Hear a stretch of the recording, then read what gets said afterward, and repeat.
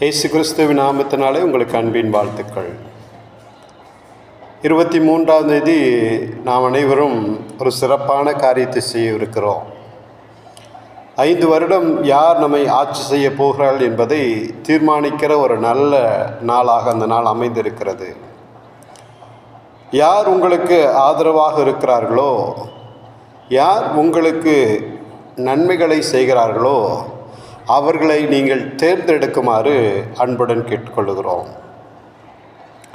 தேசத்தை பிரிக்கிறவர்களும் ஜனங்களை குழப்புகிறவர்களும் ஜனங்களுடைய வாழ்க்கையில் நிம்மதியை குறைக்கிற எந்த நபருக்கும் உங்கள் வாக்குகளை அளிக்க வேண்டாம் என்று கேட்டுக்கொள்கிறோம்.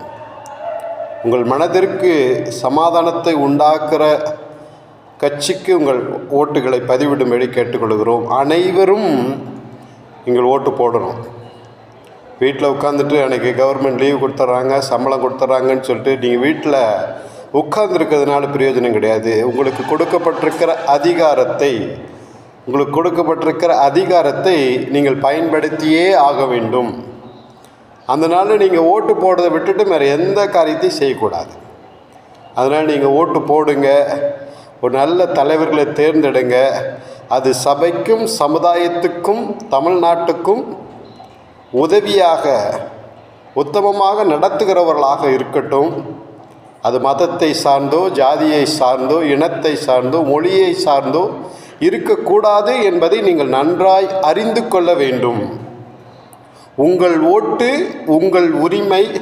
உங்கள் உரிமையை யாருக்காகவும் விட்டு கொடுக்காதீங்க. பணத்துக்கு ஓட்டு வாங்கிட்டு அவங்க கட்சிக்கு ஓட்டு போடாதீங்க. உங்களுக்கு கொடுக்கப்பட்டிருக்கிற இந்திய தேசம் கொடுக்கப்பட்டிருக்கிற பிரதானமான உரிமை தான்.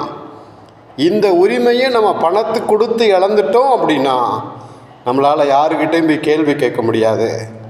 நம்ம யாருக்கிட்டையும் இதை செஞ்சு கொடுங்கன்னு கேட்க முடியாது. என்ன சொல்லுவாங்க, எங்கிட்ட பணத்தை வாங்கிட்டு தானே ஓட்டு போட்டேன்னு சொல்லுவாங்க. அதனால் ஓட்டுக்குன்னு பணத்தை வாங்காதீங்க. பணம் வேணான்னு சொல்லுங்கள். உங்கள் தேசிய உரிமையை நீங்கள் பயன்படுத்துங்கள்.